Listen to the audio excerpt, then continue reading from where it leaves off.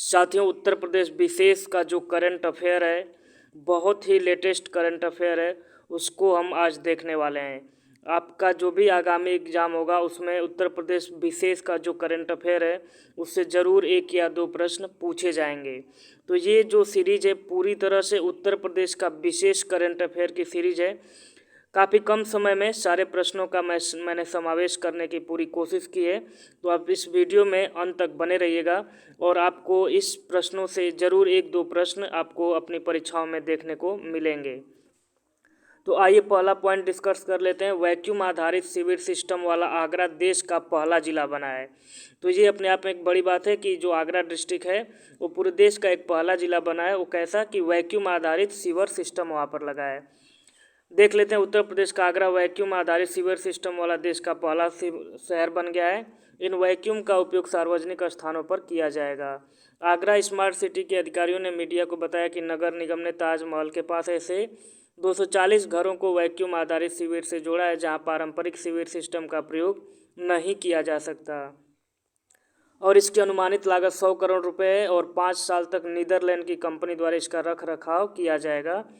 5 करोड़ रुपए में 240 घरों का वैक्यूम सीवर नेटवर्क बनाया गया है। सभी कक्ष भौगोलिक सूचना प्रणाली यानी कि GIS आधारित सेंसर से लैस हैं जो कक्ष के क्षेत्र और समस्या इंगित करने में मदद करेंगे। अब अगला जो है उसको देख लेते हैं। ये मेन पॉइंट्स हैं और जो जहाँ पर ऐसा लगेगा कि डिस्कशन करना चाहिए वहाँ पर मैं डिस्कशन करूँगा। अदरवाइज आपको जो मुख्य पॉइंट दिए हैं इन्हीं पर ज़्यादा फोकस करना है। तो ये इसमें अगला दिया हुआ है कि उत्तर प्रदेश जो है ई पेंशन पोर्टल वाला पहला राज्य बन गया है। तो उत्तर प्रदेश में जो है ई पेंशन यानी कि इलेक्ट्रॉनिक सिस्टम से जो पेंशन मिलेगा वो पोर्टल बनाने वाला पहला राज्य बन गया है। तो यहाँ पर आप देख सकते हैं मुख्यमंत्री योगी आदित्यनाथ ने श्रम दिवस यानी कि 1 मई, ये पॉइंट याद करने वाली बात है कि श्रम दिवस 1 मई 2022 को मनाया जाता है और उसी के दिन 11.5 लाख से अधिक पेंशनरों को सुगम जीवन की बड़ी सौगात देते हुए लोक भवन में पेंशनरों के लिए ऑनलाइन सेवा पोर्टल का शुभारंभ किया। सीएम योगी ने 31 मार्च को सेवानिवृत्त हुए 1220 पेंशन धारकों के खातों में पेंशन भी हस्तांतरित की और इस अवसर पर उन्होंने कहा कि पेंशन पाने वालों का पेंशन भोगी नहीं पेंशन योगी के रूप में सम्मान होना चाहिए। नई व्यवस्था के तहत सेवानिवृत्ति से 3 माह पहले पेंशन के पेपर मिल जाएंगे और ई पेंशन पोर्टल पर 6 महीने पहले ही रजिस्ट्रेशन कराना होगा। उत्तर प्रदेश के काला नमक चावल को बढ़ावा देने के प्रयासों को मिला लोक प्रशासन में प्रधानमंत्री पुरस्कार। तो आप यहाँ पर देख सकते हैं कि ये प्रश्न कई बार पूछा भी जाता है कि उत्तर प्रदेश का सिद्धार्थनगर जिला जो है वो काला नमक चावल के लिए फेमस है और 21 अप्रैल 2022 को लोक प्रशासन में उत्कृष्टता के लिए इसको प्रधानमंत्री पुरस्कार 2021 से सम्मानित किया गया है। काला नमक चावल जिसे भगवान बुद्ध का उपहार भी कहा जाता है को सिद्धार्थनगर जिले के समग्र विकास के लिए एक मिशन मोड योजना एक जिला एक उत्पाद योजना के तहत सम्मानित किया गया और जो लोग गांव से बिलोंग करते होंगे वो काला नमक चावल को खाए भी होंगे और जानते भी होंगे। स्वाद में काफ़ी टेस्टी और बड़ा सुगंधित होता है। उत्तर प्रदेश विधान परिषद में भाजपा को स्पष्ट बहुमत। तो उत्तर प्रदेश की 100 सदस्यीय विधान परिषद के स्थानीय प्राधिकार कोटे की 36 रिक्त सीटों के लिए चुनाव 12 अप्रैल 2022 को संपन्न हुए और इसमें 33 सीटों पर विजय दर्ज करके भाजपा ने उच्च सदन में अब तक का स्पष्ट बहुमत प्राप्त कर लिया। बाकी इसमें और कुछ ज़्यादा इम्पोर्टेंट है नहीं। अगले पॉइंट की तरफ देखते हैं। देश की पहली मोबाइल हनी प्रोसेसिंग वैन का उद्घाटन। ये भी प्रश्न अपने आप में बहुत ही महत्वपूर्ण है और इस प्रश्न की भी संभावना है परीक्षाओं में पूछे जाने की। तो 6 जनवरी 2022 को खादी और ग्रामोद्योग आयोग KVIC ने उत्तर प्रदेश के गाजियाबाद के लोनी ब्लॉक के गांव सिरोरा सलेमपुर में देश की पहली मोबाइल हनी प्रोसेसिंग वैन का उद्घाटन किया। तो ये अपने आप में बड़ा थोड़ा सा अजीब टाइप का बात दिखाई दे रहा है कि जैसे यहाँ पर हनी प्रोसेसिंग वैन और इसको खादी ग्रामोद्योग आयोग के द्वारा उद्घाटन इसका किया गया है। यह पहल मीठी क्रांति यानी कि मीठी क्रांति किससे संबंधित है तो हनी प्रोसेसिंग से। और प्रसंस्करण वैन मधुमक्खी पालकों को शहद निकालने और प्रसंस्करण को लागत कम कर देगी। शहद में मिलावट की गुंजाइश है क्योंकि प्रसंस्करण मधुमक्खी पालकों और किसानों के दरवाजे पर किया जाएगा। यह देश की पहली मोबाइल हनी प्रोसेसिंग यूनिट है जो 8 घंटे में 300 किलोग्राम तक शहद का प्रसंस्करण कर सकती है। तो ये उन किसानों के लिए अच्छा हो गया जो मधुमक्खी पालन करते हैं, क्योंकि ये उनके घर पर आकर ही हनी का प्रोसेसिंग कर पाएगी। अगला प्रश्न देखते हैं, उत्तर प्रदेश का बखीरा वन्यजीव अभ्यारण्य और हैदरपुर आर्द्रभूमि रामसर साइट घोषित। तो ये सभी आपको करंट अफेयर की जितने भी पुस्तकें हैं या यूट्यूब सब पर आपको ये बताया जा रहा है। तो 2 फरवरी 2022 को विश्व आर्द्रभूमि दिवस के अवसर पर केंद्रीय पर्यावरण मंत्री भूपेंद्र यादव ने हरियाणा के गुरुग्राम के सुल्तानपुर राष्ट्रीय पक्षी उद्यान में आयोजित एक कार्यक्रम में उत्तर प्रदेश के बखीरा वन्य जीव अभ्यारण्य और गुजरात के खेजड़िया वन्य जीव अभ्यारण्य को रामसर स्थल घोषित किया। ये वेटलैंड से संबंधित होता है और इन दोनों स्थलों को रामसर साइट में शामिल होने के बाद देश में जो रामसर साइट्स हैं उनकी कुल संख्या कितनी हो गई है, 49 हो गई है। और वहीं उत्तर प्रदेश में रामसर स्थलों की कुल संख्या जो है 10 हो गई है। संत कबीर नगर के संत कबीर नगर जनपद स्थित में बखीरा वन्य जीव अभ्यारण्य, तो ये प्रश्न भी आपका क्लियर हो गया कि बखीरा वन्य जीव जो अभ्यारण्य है वो संत कबीर नगर में है। और बखीरा वन्य जीव अभ्यारण्य को 1980 में स्थापित किया गया था और यह भारत का 49वां रामसर स्थल है। हैदरपुर वेटलैंड को दिसंबर 2021 में रामसर साइट के रूप में मान्यता दी गई और हैदरपुर रामसर साइट को दर्जा पाने वाला भारत का 47वां स्थल था। और अब आगे इसमें देखते हैं, रामसर सूची का उद्देश्य ऐसे आर्द्र भूमि का अस्तित्व बनाए रखना है जो वैश्विक जैव विविधता के संरक्षण के लिए महत्व है। अब रामसर कन्वेंशन के बारे में देख लेते हैं। तो रामसर कन्वेंशन एक अंतर सरकारी पर्यावरण संधि है जिस पर 1971 में हस्ताक्षर किए गए थे और यह 1975 में लागू हुई थी। बखीरा उत्तर प्रदेश और खेजड़िया गुजरात अभ्यारण्यों को रामसर स्थल में शामिल होते हुए देश में अब इन साइट्स की संख्या 49 हो गई है। थोड़ा और इसमें जानकारी देख लेते हैं। यहाँ पर उत्तर प्रदेश में मार्च 2022 तक रामसर स्थलों की संख्या अब 10 हो गई है, जो इस प्रकार है। ऊपरी गंगा नदी ब्रज घाट से नरौरा खिंचाव, दूसरा नवाबगंज पक्षी अभ्यारण्य उन्नाव, सांडी पक्षी अभ्यारण्य हरदोई। इसको आप थोड़ा सा ध्यान से सुनिएगा क्योंकि ये प्रश्न पूछे जाते हैं। समसपुर पक्षी अभ्यारण्य, तो इसका लोकेशन रायबरेली में है और वहीं पर समन पक्षी अभ्यारण्य का लोकेशन मैनपुरी में है।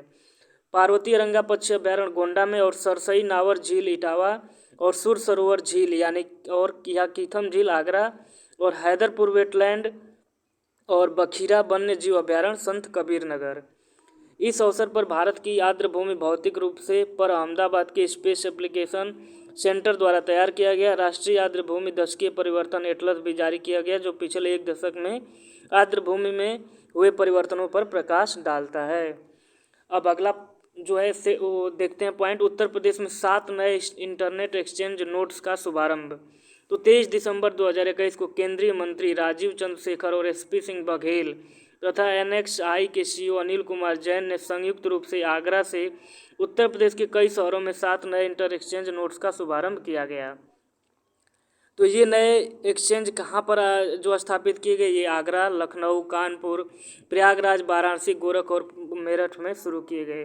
इसी के साथ अब उत्तर प्रदेश में इंटरनेट एक्सचेंजों की संख्या 8 हो गई है। उत्तर प्रदेश का पहला इंटरनेट एक्सचेंज गौतम बुद्ध नगर में है। और बाकी अगले पॉइंट की तरफ बढ़ते हैं। ब्रह्मोस मिसाइल के विनिर्माण केंद्र का लखनऊ में शिलान्यास किया गया। भारत और रूस के द्वारा संयुक्त रूप से विकसित ब्रह्मोस सुपरसोनिक क्रूज मिसाइल, जिसके अब तक अनेक परीक्षण सफलतापूर्वक किए जा चुके हैं, का उत्पादन अब लखनऊ में किया जाएगा। लखनऊ में ब्रह्मोस विनिर्माण केंद्र का शिलान्यास मुख्यमंत्री योगी आदित्यनाथ के साथ केंद्रीय रक्षा मंत्री श्री राजनाथ सिंह ने 26 दिसंबर 2021 को किया और उन्होंने DRDO की एक टेस्टिंग लैब, रक्षा प्रौद्योगिकी और परीक्षण यानी कि defence technology and test centre DTTC का शिलान्यास भी उन्होंने किया। ब्रह्मोस के इस उत्पादन केंद्र के लिए 200 एकड़ भूमि प्रदेश सरकार द्वारा लखनऊ के हरौनी में उपलब्ध कराई गई, जहां अगले 2 से 3 वर्ष में ब्रह्मोस निर्माण इकाई बनकर तैयार हो जाएगी। और ख़ास बात यह है कि इस इकाई में 80 से 100 ब्रह्मोस मिसाइलें प्रतिवर्ष तैयार होंगी। पहले चरण में नौसेना के लिए ब्रह्मोस न्यू जनरेशन मिसाइलों का उत्पादन यहाँ किया जाएगा और इस इकाई से 10,000 लोगों को प्रत्यक्ष और अप्रत्यक्ष रोजगार मिलने की बात कही गई। और अब अगला पॉइंट देखते हैं। देश के सबसे लंबे एक्सप्रेसवे यानी कि पूर्वांचल एक्सप्रेसवे का उद्घाटन किया गया। देश में अब तक के सबसे लंबे एक्सप्रेसवे यानी कि 341 किलोमीटर लंबे पूर्वांचल एक्सप्रेसवे का उद्घाटन प्रधानमंत्री नरेंद्र मोदी द्वारा 16 नवंबर 2021 को सुल्तानपुर में किया गया। 22,400 करोड़ की लागत से बने देश के सबसे लंबे एक्सप्रेसवे के द्वारा बाराबंकी, अमेठी, अयोध्या, सुल्तानपुर, अंबेडकर नगर, आजमगढ़ व मऊ अब लखनऊ व गाजीपुर से जुड़ गए हैं। इस एक्सप्रेसवे के उद्घाटन के लिए श्री मोदी ने वायुसेना के सुपर हरक्यूलिस विमान से ही इस एक्सप्रेसवे पर लैंडिंग की। वायुसेना के सुखोई 30 व मिराज 2000 जैसे विमानों ने भी एक्सप्रेसवे पर लैंडिंग व टेक ऑफ कर अपनी शक्ति प्रदर्शन इस अवसर पर किया। पूर्वांचल एक्सप्रेसवे देश का ऐसा तीसरा एक्सप्रेसवे है जिस पर लैंडिंग व टेक ऑफ भारतीय वायुसेना के विमानों ने किया है। उल्लेखनीय है कि दिल्ली मुंबई एक्सप्रेसवे के पूरा होने के बाद देश में सबसे लंबा एक्सप्रेसवे होने का रिकॉर्ड पूर्वांचल एक्सप्रेसवे के नाम नहीं रहेगा और 1350 किलोमीटर लंबाई वाले दिल्ली मुंबई एक्सप्रेसवे का निर्माण मार्च 2023 तक पूरा होने की संभावना है। तो जब तक ये एक्सप्रेसवे नहीं बनता है तब तक पूर्वांचल एक्सप्रेसवे का रिकॉर्ड अपनी लंबाई को लेकर बना रहेगा और इसके बनते ये रिकॉर्ड टूट जाएगा। और इसके पश्चात मेरठ और प्रयागराज के बीच 594 किलोमीटर लंबे गंगा एक्सप्रेसवे का निर्माण भी 2024 तक पूरा होना है।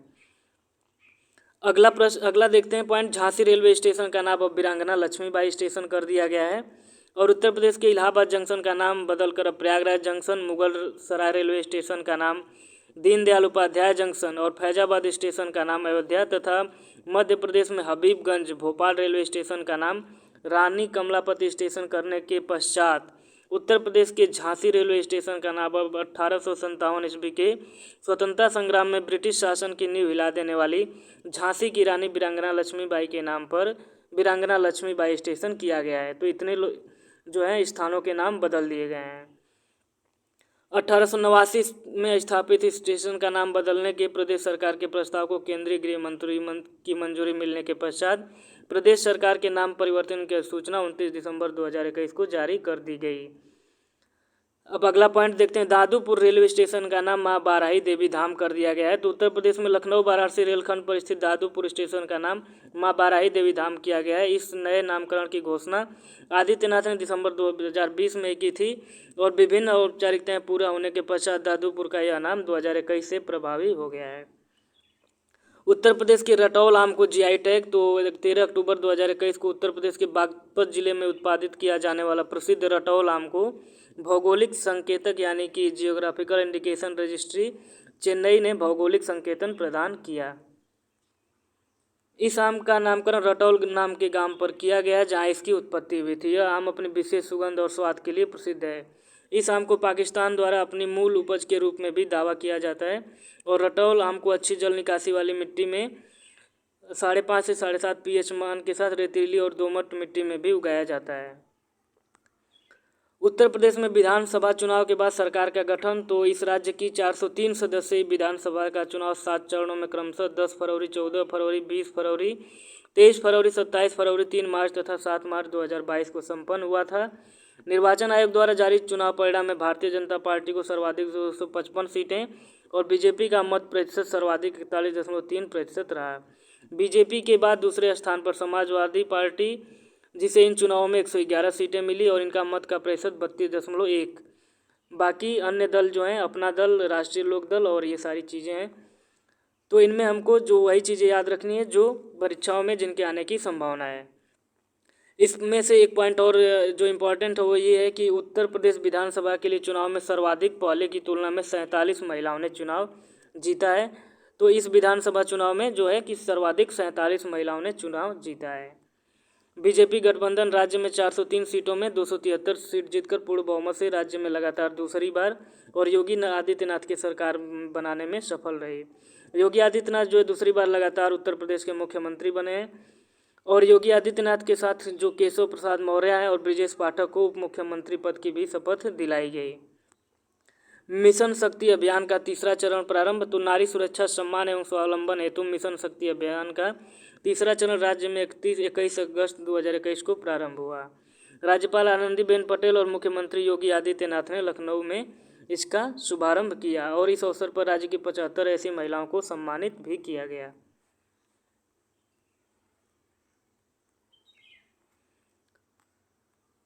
मुख्यमंत्री कन्या सुमंगला योजना के अंतर्गत 1.5 लाख पात्र बालिकाओं को अनुदान राशि का ऑनलाइन हस्तांतरण भी किया गया।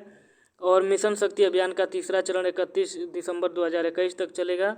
और अभियान के तहत 59,000 ग्राम पंचायत भवनों में मिशन शक्ति का शुभारंभ भी हुआ।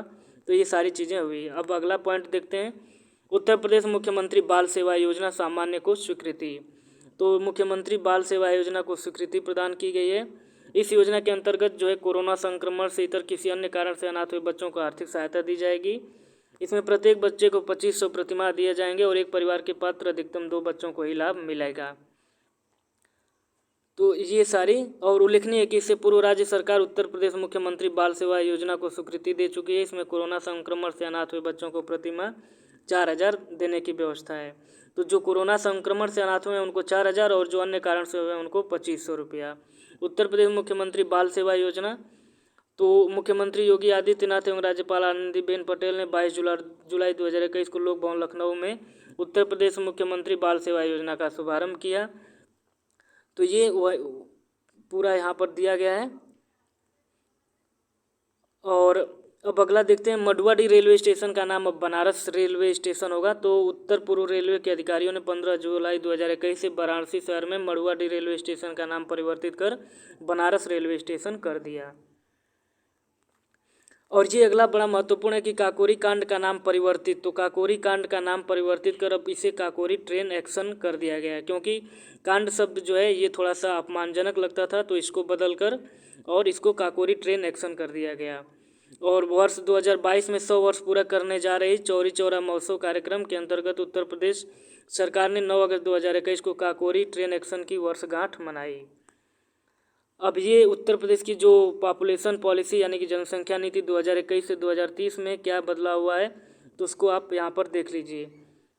यहाँ पर 2026 तक सकल प्रजनन दर को 2.7 से घटाकर 2.1% और 2030 तक 1.9% करना है। आधुनिक गर्भ निरोधक प्रसार दर को 31.7% से बढ़ाकर 2026 तक 45% और 2030 तक 52% करने का लक्ष्य किया गया है। इसमें मातृ मृत्यु दर को जो है 197 से घटाकर 2026 तक 150 और 2030 तक 98 करने का लक्ष्य रखा गया है। और शिशु मृत्यु दर को 43 से घटाकर 2026 तक 32 और 2030 तक 22 करने का लक्ष्य रखा गया है। 5 वर्ष से कम आयु की शिशु मृत्यु दर को 47 से घटाकर 2026 तक 35 और 2030 तक 25 करने का लक्ष्य किया गया है। जीवन प्रत्याशा को 64.3 से बढ़ाकर 2026 तक 66 और 2030 तक 69 वर्ष करना है। और बाल लिंगानुपात को 899 से बढ़ाकर 2026 तक 905 और 2030 तक 919 तक करने का लक्ष्य रखा गया है। उत्तर प्रदेश जनसंख्या नियंत्रण स्थिरीकरण और कल्याण मसौदा विधेयक भी पारित हो गया। तो इसमें जो मेन पॉलिसी है, इसके तहत उत्तर प्रदेश में 2 बच्चों की नीति का उल्लंघन करने वाले किसी भी व्यक्ति को स्थानीय निकाय चुनाव लड़ने, सरकारी नौकरियों में आवेदन करने या पदोन्नति पाने और किसी भी प्रकार की सरकारी सब्सिडी से प्राप्त करने से वंचित कर दिया जाएगा। तो इस पर थोड़ा सा विशेष ध्यान देना है कि 2 बच्चों का मानदंड जो है यहाँ पर अप्रत्यक्ष रूप से यूपी में लागू कर दिया गया है। मसौदे के अनुसार स्वैच्छिक नसबंदी के माध्यम से 2 बच्चों के मानदंड को अपनाने पर लोक सेवकों सहित लोगों को कई प्रोत्साहन प्रदान किए जाएंगे। और इसमें और भी कुछ जो पॉइंट हैं उनको भी यहाँ पर देख लेते हैं।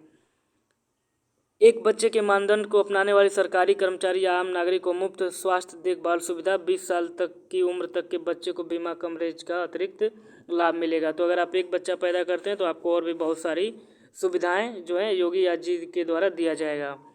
उत्तर प्रदेश का पहला आयुष विश्वविद्यालय कहाँ पर बना है, तो राष्ट्रपति रामनाथ कोविंद ने 28 अगस्त 2021 को गोरखपुर के पिपरी तरकुलहवा गांव में उत्तर प्रदेश के पहले आयुष विश्वविद्यालय की आधारशिला रखी। और इस विश्वविद्यालय को महायोगी गुरु गोरखनाथ उत्तर प्रदेश आयुष विश्वविद्यालय के नाम से जाना जाएगा।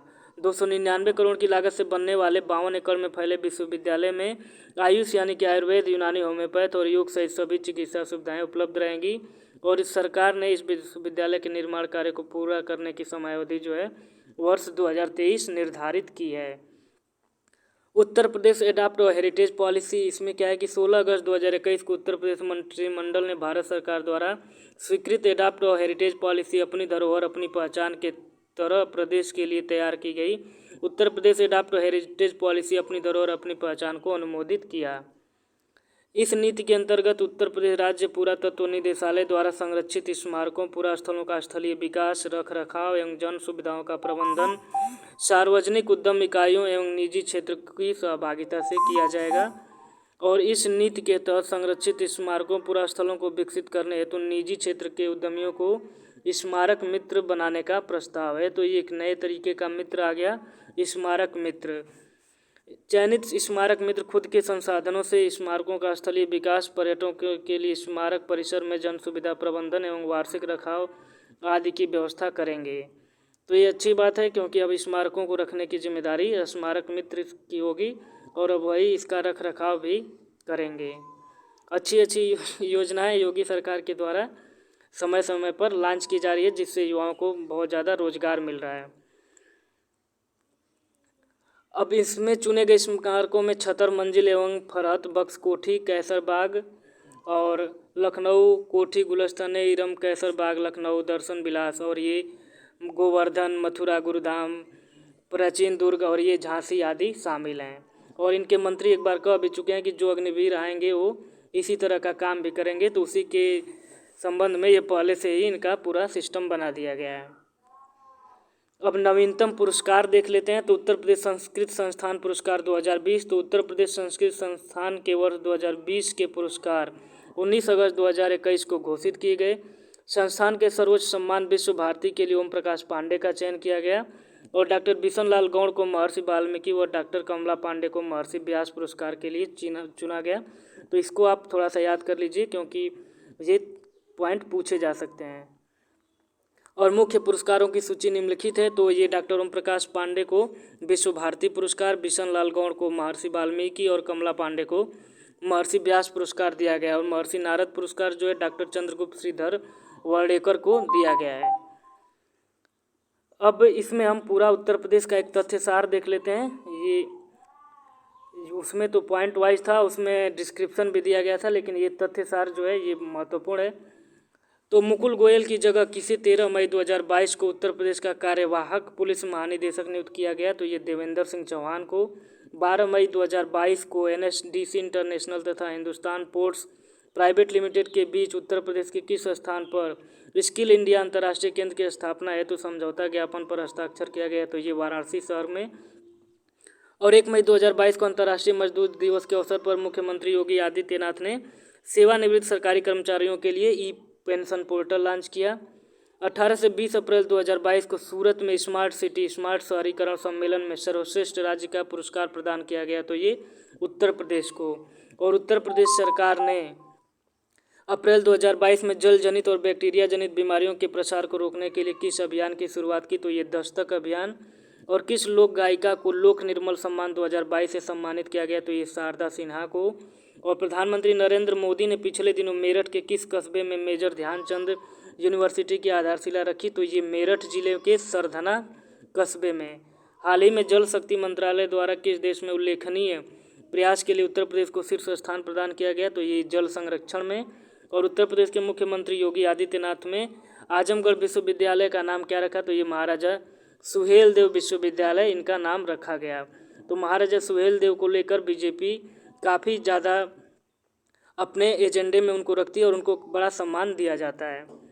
उत्तर प्रदेश का वह जिला जहाँ देश का पहला अमृत सरोवर अप्रैल 2022 में पूरा किया गया। तो ये अमृत सरोवर जो है रामपुर में तैयार किया गया, पहला वाला। और उत्तर प्रदेश विधानसभा का प्रोटेम स्पीकर 23 मार्च 2022 को किसे नियुक्त किया गया। तो ये रमापति शास्त्री को। और प्रोटेम स्पीकर के बारे में आप जानते हैं कि जब भी विधानसभा या लोकसभा का चुनाव होता है, तो जब नया सत्र स्टार्ट होता है, तो जो उसके वयोवृद्ध होते हैं उन्हीं के से जो है अध्यक्षों का शपथ लिवाया जाता है। तो जो सबसे वृद्ध होते हैं उन्हीं को प्रोटेम स्पीकर कहा जाता है। 18वें उत्तर प्रदेश विधानसभा का अध्यक्ष 29 मार्च 2022 को सतीश महाना जी को नियुक्त किया गया। उत्तर प्रदेश विधानसभा चुनाव 2022 के चौथे चरण में लखनऊ के किस मतदान केंद्र को ग्रीन बूथ बनाया गया। तो ये AP सेन PG कॉलेज को। और उत्तर प्रदेश का वह साहित्यकार जिन्हें हाल ही में KK बिरला फाउंडेशन प्रतिष्ठित सरस्वती सम्मान दिया गया। तो ये प्रोफेसर रामदरस मिश्र को दिया गया। राष्ट्रपति रामनाथ कोविंद द्वारा 29 मार्च 2022 को उत्तर प्रदेश के किस जिले को उत्तर प्रदेश में सर्वश्रेष्ठ प्रदर्शन के लिए जल शक्ति पुरस्कार प्रदान किया गया, तो ये मुजफ्फरनगर को। और जल संरक्षण की दिशा में सर्वश्रेष्ठ प्रदर्शन के लिए सर्वश्रेष्ठ राज्य श्रेणी में उत्तर प्रदेश को पहला पुरस्कार मिला। तो ये काफ़ी गौरव की बात है कि जल से संबंधित जितने पुरस्कार हैं वो उत्तर प्रदेश को मिल रहे हैं। उत्तर प्रदेश के प्रयागराज जिले की वह शास्त्रीय नृत्य की शिक्षिका जिन्हें हाल ही में नेल्सन मंडेला शांति पुरस्कार 2022 से सम्मानित किया गया, तो ये बबीता वर्मा को किया गया। और भारत सरकार ने मई 2022 में उत्तर प्रदेश के किन 2 शहरों को जोड़ने के लिए एक्सप्रेसवे की मंजूरी प्रदान कर दी, तो एक और जो है एक्सप्रेसवे को मंजूरी प्रदान की गई वो गाजियाबाद से कानपुर। किसानों से गाय के गोबर को खरीदने की घोषणा हाल ही में किस सरकार ने की, तो ये उत्तर प्रदेश सरकार ने की है। तो अब जाहिर सी बात है कि जो किसान और मजदूर वर्ग हैं अब वो उनकी आय में ज़रूर वृद्धि होगी, क्योंकि अब गोबर को भी उत्तर प्रदेश सरकार ने खरीदने का फैसला किया है। तो ये भी उत्तर प्रदेश वासियों के लिए बहुत ही गौरव की बात है। मई 2020 में किसे उत्तर प्रदेश का नया महाधिवक्ता नियुक्त किया गया, तो ये अजय कुमार मिश्र को। और हाल ही में किस आयोग ने उत्तर प्रदेश के एक गाँव में देश की पहली mobile honey processing van launch की, तो ये खादी और ग्रामोद्योग आयोग ने। और हाल ही में उत्तर प्रदेश सरकार ने किस देश की सीमा पर स्थित 4 गाँव को राजस्व गाँव के रूप में घोषित किया, तो ये नेपाल की सीमा पर स्थित हैं।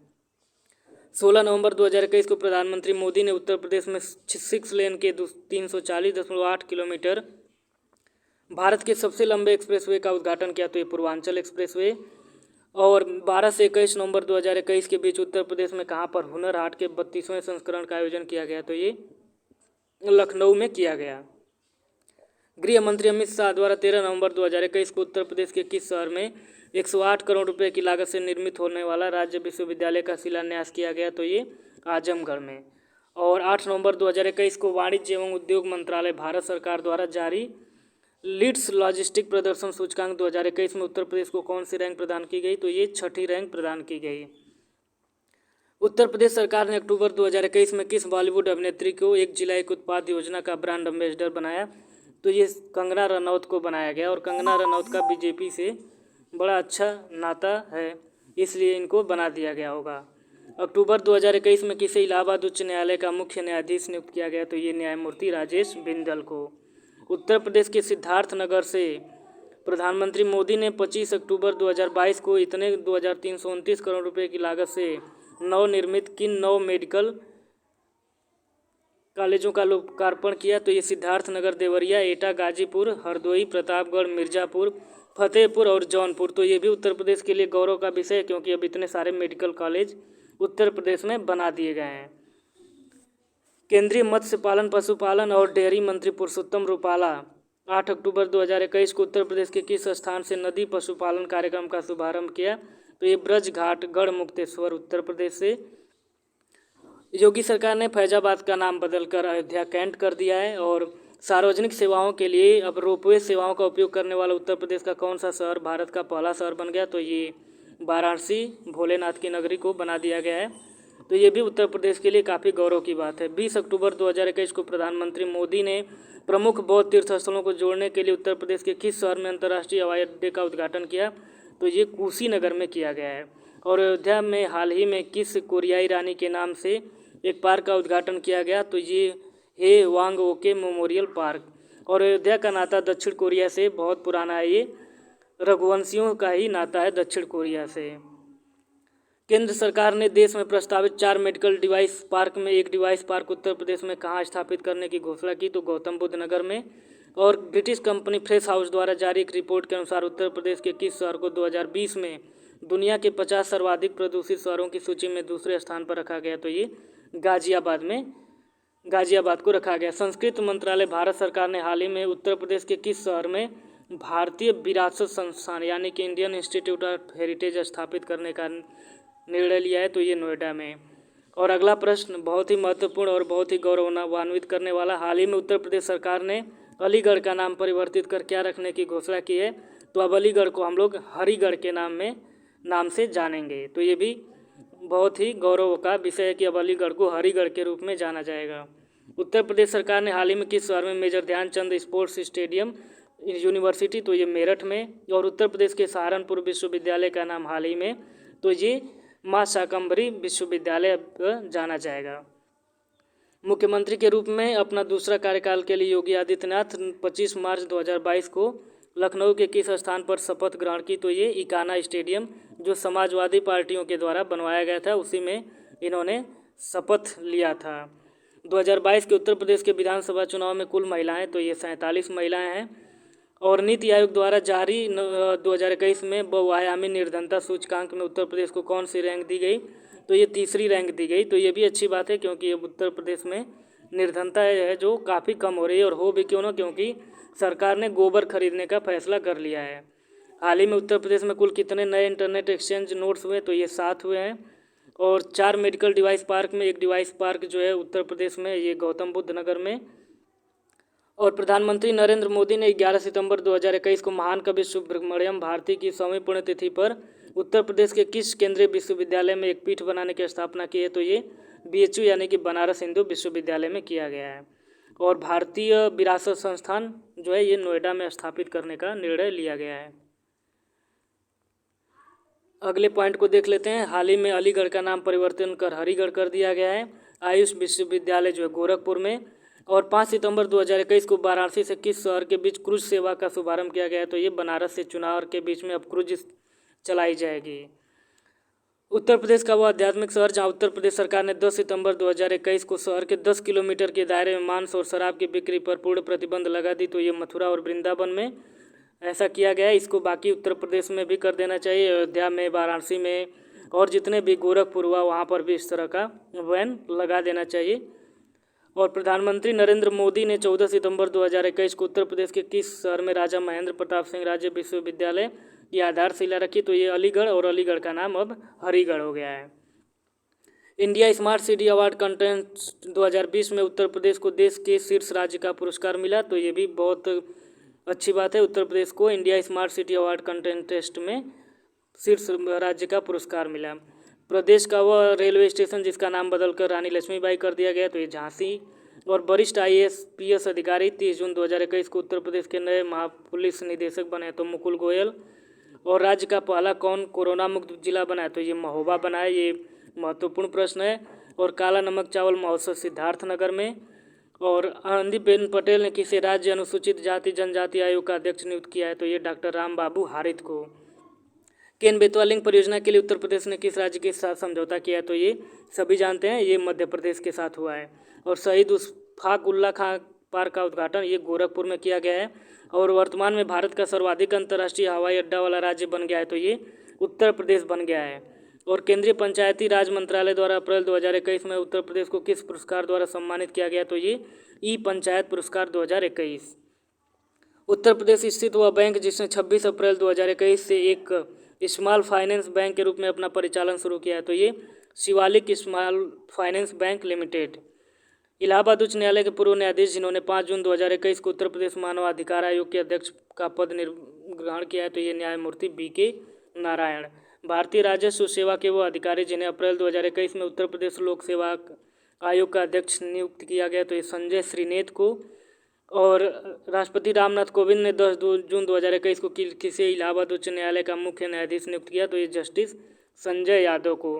संयुक्त राष्ट्र विकास कार्यक्रम UNDP ने जून 2021 में जारी एक रिपोर्ट में उत्तर प्रदेश के किन जिलों में हुए विकास कार्यों की प्रशंसा की? तो ये सोनभद्र, चंदौली और फतेहपुर में। लखनऊ और गौतम बुद्ध नगर के बाद उत्तर प्रदेश के किन 2 अन्य शहरों में कमिश्नरी प्रणाली लागू करने का निर्णय लिया गया है? तो ये वाराणसी और कानपुर में। और 24 मार्च 2021 को ग्राम उजाला योजना की शुरुआत उत्तर प्रदेश के किस जिले से की गई? तो ये वाराणसी से। तो ये उत्तर प्रदेश से संबंधित current affair, latest current affair थे जिनको मैंने इस वीडियो में पूरा कंप्लीट किया है। तो आपने इस वीडियो को अंत तक देखा, इसलिए आप सभी का बहुत बहुत धन्यवाद। और इस चैनल को अपने दोस्तों के बीच में भी शेयर कीजिए। और आप देख रहे हैं चैनल अपडेट विथ